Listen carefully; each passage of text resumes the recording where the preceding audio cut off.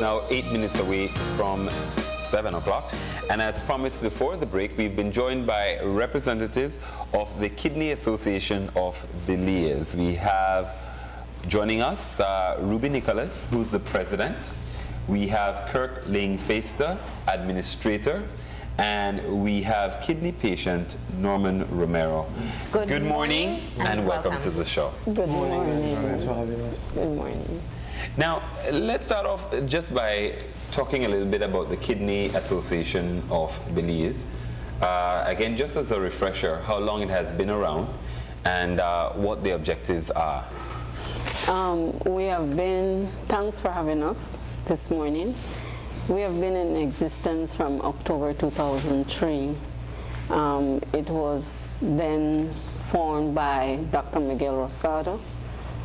He was the pediatric nephrologist, as well as Andrea Cox. She was a transplant kidney patient, and Maria Ack, who is now the registered nephrologist nurse.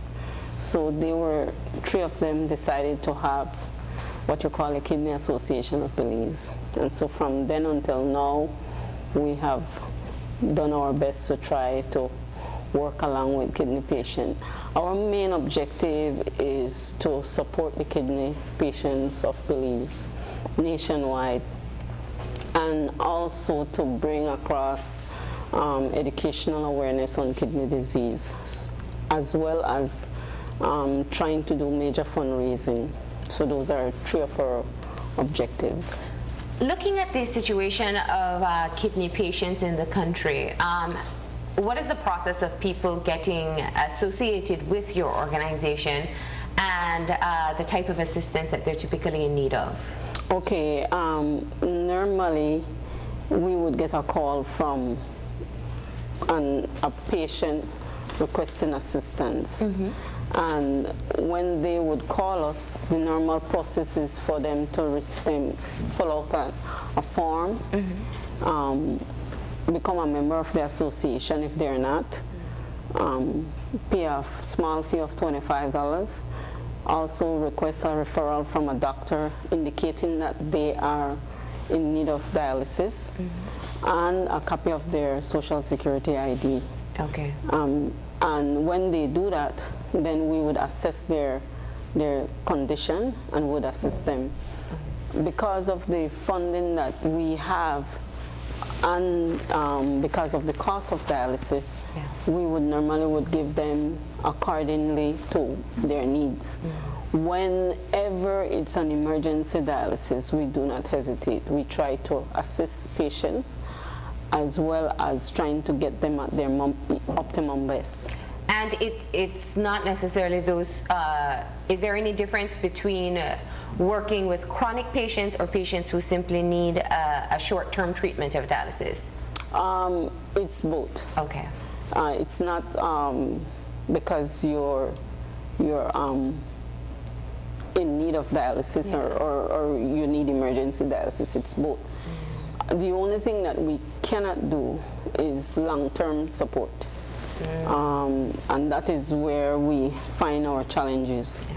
We also have patients who are unable to begin their dialysis. So one of the area that we look at is to, if you're deciding to do the dialysis, we ask patients and family to come up with a plan to try and see what they can do to contribute to ensure the continuity of dialysis. Yeah.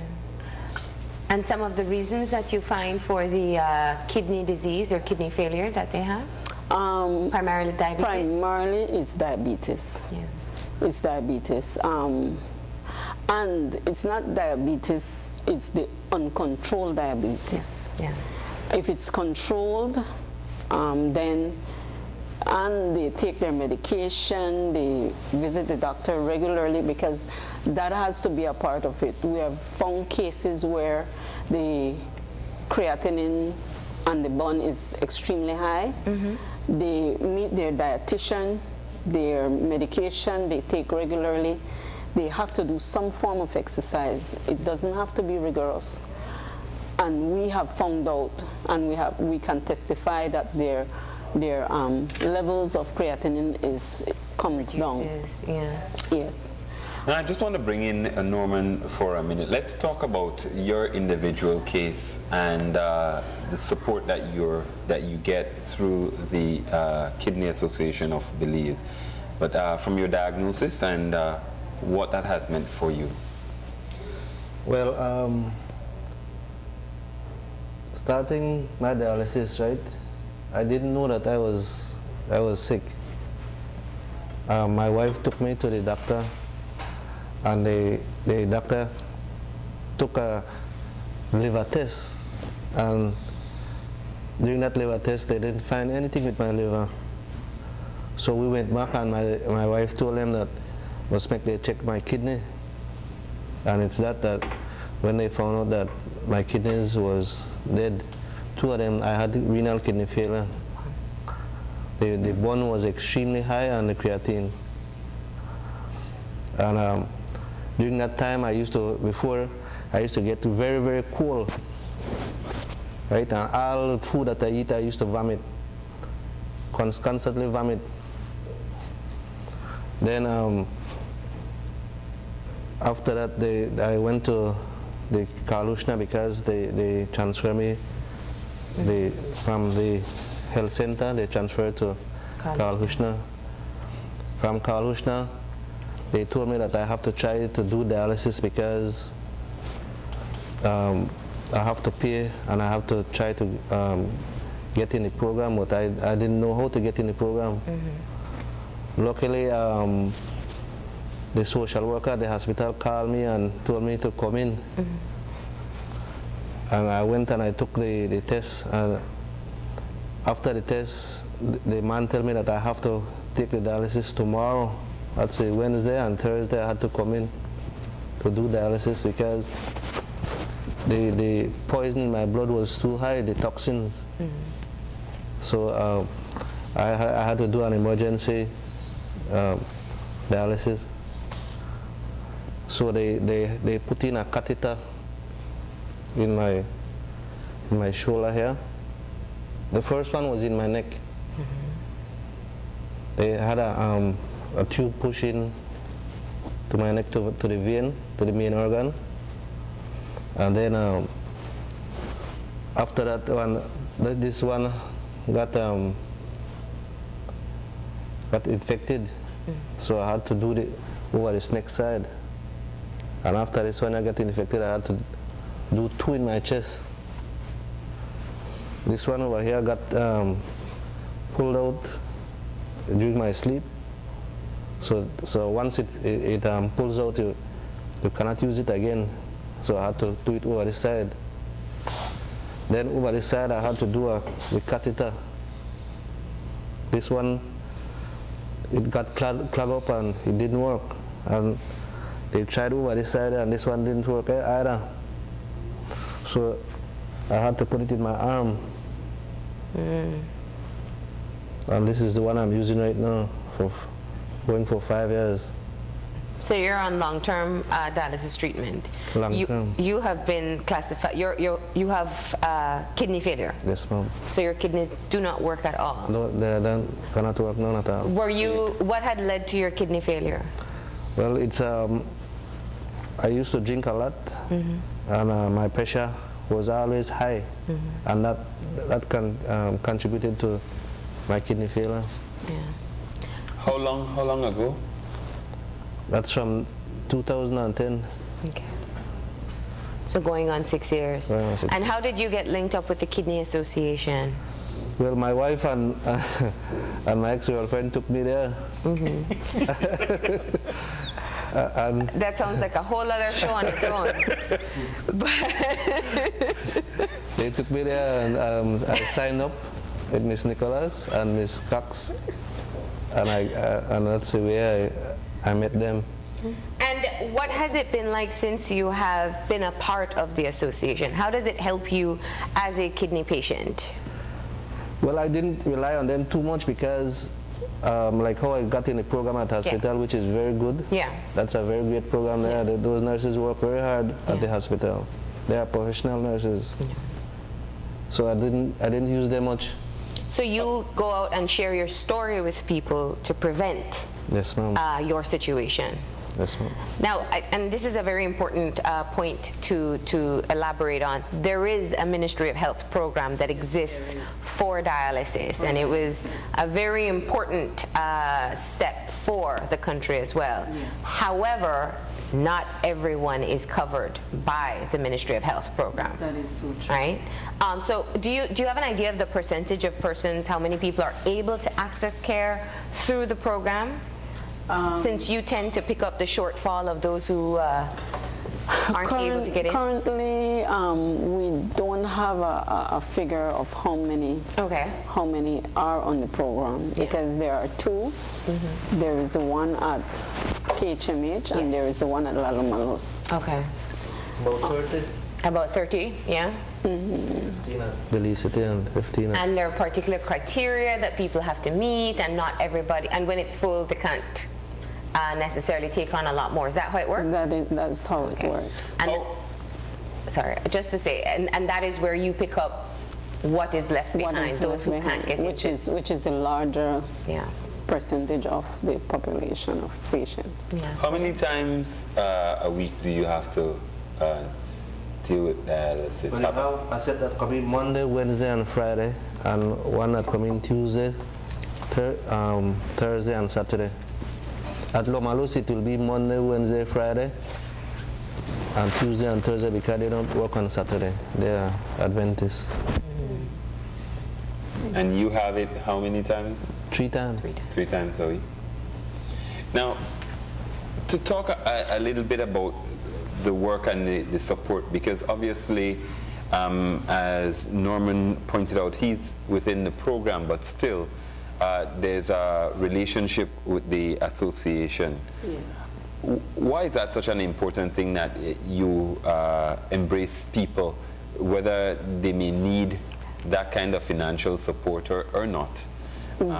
Because it's more than the finance, and I don't want to elaborate that it's more than the finance, but we look more at the individual instead of their financial situation.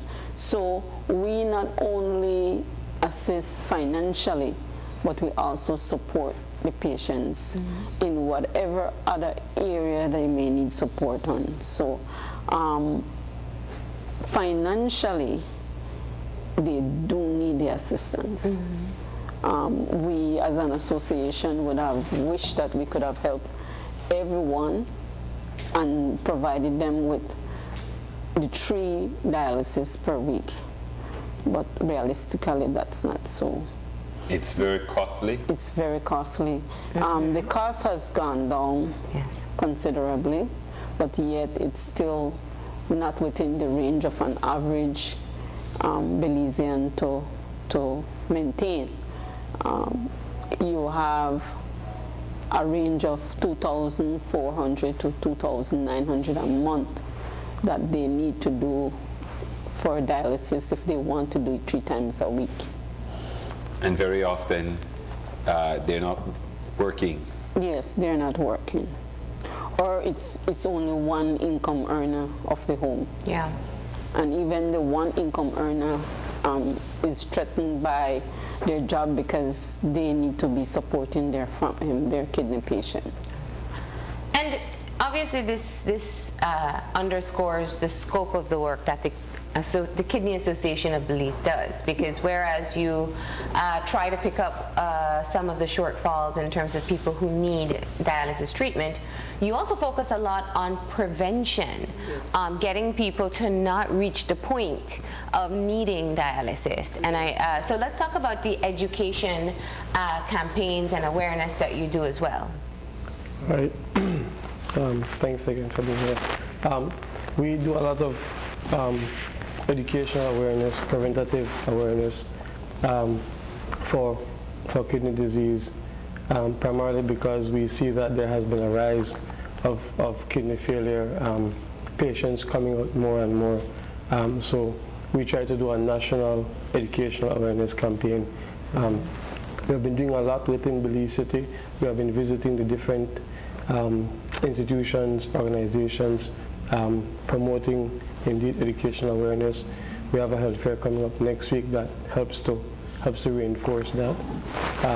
We appeal to the different organizations to invite us to come in and do a talk to their employees, to educate them and inform them of exactly how serious this disease can be, because a lot of the times you are not aware of you having kidney failure or having kidney disease, no?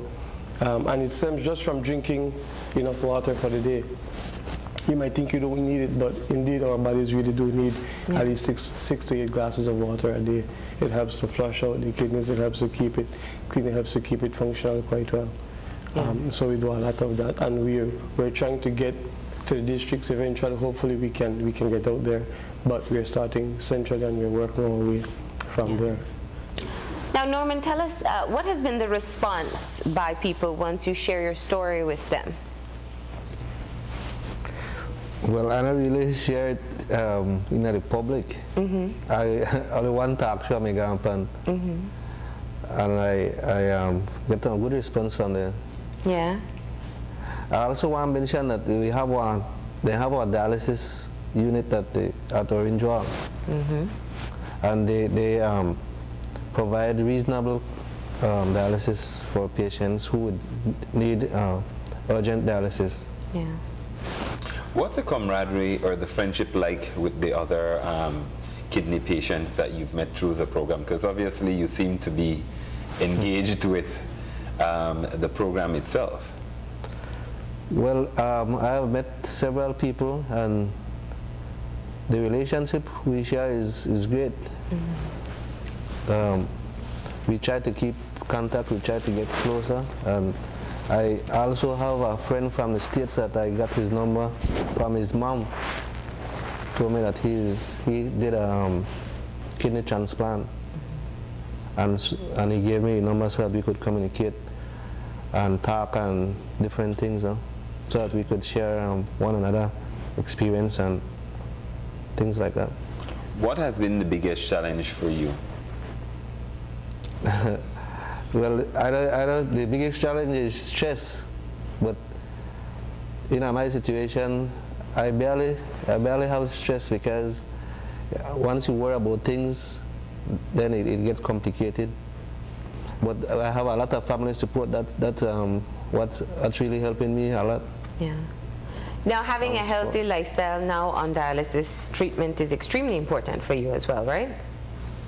Well, for me, I eat anything, everything that's on the table, I eat. Is that what your doctors recommend? But the doctor recommends that you go on a strict diet. I was just going to say, yeah. You go on a strict diet. Yeah, yeah. And you also have to keep yourself in good shape, because you have to consider things like your blood level, you can't have infections, things along those lines, right? Well, you shouldn't be around people that have cold or any flu or like that, because you can, in our condition, we can easily catch sickness. Yeah. And what has your support system been? What has your support system been like? Well, it has been great, because at work, I have a lot of support at work, and at home I have a lot of support as well. So you've managed to maintain your job? Yeah, manage. What has that support been like in the workplace? It has been rough in the start, because nobody didn't know what is dialysis and what it really contains, right? But now that they understand, and they understand that I have to go two times for the week. Well, I go on Saturday, so I don't work on Saturday, Tuesday, Thursday, and Saturday. And they allow you the time? Yes, ma'am. I was grateful for that, because because it takes a while. A lot of work wouldn't give you those time off to do dialysis. How long does it take for one treatment? I go from 12 o'clock and I don't come off until 5. It takes roughly about 4 to 5 hours. Including the preparatory work before. Yeah. Do you have issues with blood as well? Because sometimes you need to do a transfusion before if your levels are too low. Or you've been good with that? I had that. I had when I just started, I had the problem with the blood transfusion indeed. And in the process, they gave me blood. During dialysis, they can give you the blood at the same time. Yeah. Now, Ruby, what would you like to say about that process? Because people don't know how complicated it can be. Yes, it is.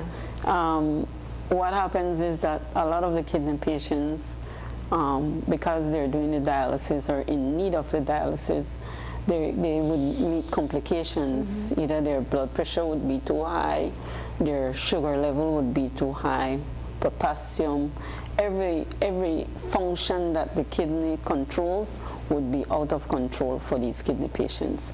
And one of it that is affected is their anemic state, where there is a need of them to receive blood transfusion. So normally a kidney patient blood level would be at 8, 9, 10.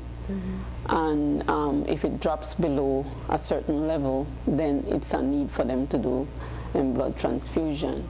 The kidney patients would be prescribed erythropoietin, which is a medication, injection that they would take in order to build their blood. But there are some patients who, even with that medication, would still need blood transfusion.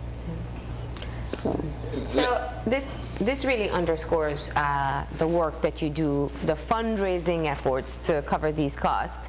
And you have an activity coming up as well. Yes, we do. Your annual walk. Yes. So let's get the details about that and how this is helping to spread awareness for the Kidney Association of Belize. Okay, I'll have Kurt explain. The whole idea behind the kidney walk, as with the diabetes walk or the cancer walk, is to promote awareness, promote a healthy lifestyle, a healthy living. And with any and all things in life, we do need our exercise. We do need, and it is prescribed that you do need, especially if you have kidney failure or kidney disease, you do need to do your exercise. Yeah. So a nice morning walk is always good. So we do an annual walk, and we've changed the route a little bit. So we are going to start on Saturday morning. Starts at 5:30. This Saturday. This Saturday morning. It starts at 5:30. I must mention here that there is no registration fee. Yeah. You come in, you sign up, you get a raffle ticket, because we're going to have a raffle at the end. Free. So you get a raffle ticket. We start walking at 5:30. We leave the Sancas compound, I say view parking lot. We make our way into Princess Margaret Drive, around Newtown Barracks, into Marine Parade. We come all the way around by the Lighthouse, by Radisson, come all the way around North Park, Cork Street, make our way into North Front Street, across the bridge, and we end at the Battlefield Park, where we have a raffle. We have some really excellent prizes sponsored by different businesses within the community. They have been very supportive of us. I must give a big shout out to Miss Karen Osita and her 5 a.m. 5K crew. We met them early in the morning, took a walk with them. They've agreed to support us and they're there for us. So even though they have their own thing, they're going to be joining us as well. They see it as a way of supporting the Kidney Association, supporting the idea behind a healthy lifestyle, behind taking care of your kidneys. March is the month designated as World Kidney Month, promoting kidney awareness. The idea is to always remember your kidneys. It's a little important bodily organ that you tend to forget about. You tend to just leave it at the side, but it's very, very important. So March is the month designated for us to show its importance now. And people can also purchase T-shirts at that time, right? Yes, they can. Yeah. We have been doing orders. We have some businesses who have already placed in their orders for T-shirts. Yeah. We ask that people do that in a timely manner so we could have enough shirts. So we will be having shirts in the morning on Saturday out there to sale. The shirts are $20 each, and as you can see, they're quite nice. Right? We have our model. All right, so we want to, of course, encourage people to come out for the kidney walk. It starts at 5:30 a.m. 5:30 a.m. at Sancas Plaza Yes. in Belize City. All right, and of course, by doing so, people are showing their support for those who, are currently coping with kidney disease and failure, and hopefully a preventative measure for those who haven't necessarily been adhering to a healthy lifestyle, right? Any final words? Just to give a quick idea of some of the prizes. Okay. We have some really fabulous prizes. Just to mention a few of them, we have Bodies. They're giving us a waffle iron toaster. We have Courts, who's giving us $100. Smart, who's giving us a telephone. We have dinner for two at Celebrity. So we have a really nice range of prizes. Yes, Mom does. That's just to mention a few of them, no? And we have coconut water from Grace Kennedy. 3 cases of coconut water. Excellent. And the tools from Habit and Yes, Habit. Habit and Habit tools. We have a pair of earrings from Treasure Box. Treasure Box in Placencia. So we have all the way from that side who's supporting us. So we're trying to spread the word and get it out there, educate, inform, and of course the key thing is preventative measures, no? Prevention, that means drinking your water. Okay. I want to say that it's so important for us to recognize that kidney disease is on the rise. So we want to appeal to the public to please check your kidneys. A lot of people, and Mr. Romero can attest to this, that when the signs come to a patient or an individual, they're totally unaware that it's kidney disease. So the simple checking your kidneys at a doctor is important. And so that's why with this walk that we do on Saturday, we're asking everyone to come out. Be aware that there is kidney disease out there, and it can affect those who you least expect. What's happening is that with kidney disease, once you're on dialysis, you cannot go back unless if it's at an acute stage, and that's why we're trying to do our preventative measure as an association. Great. Well, thank you very much for joining us and giving us the details, and we hope that you have a lot of people who are going to join you on Saturday. Yes, we do. As a part of your annual kidney walk. And then we you. broued t-shirts Yeah, shirt for each of you guys. for you. Yeah. What size are you? I don't know, what sizes do you have? We These brought are actually the shirts that would be on sale, right? Yeah, this is the shirt. This is the front of the shirt. And then the back. And then this is the back. Nice, nice. Nice. All right. Excellent. So we brought one for Marlene and one for William. William. Thank you. Great. So now we're going to go ahead and take a break, and when we come back, it's to have a conversation with a teacher from Stann Creek Ecumenical High School about their upcoming fair. So stay tuned.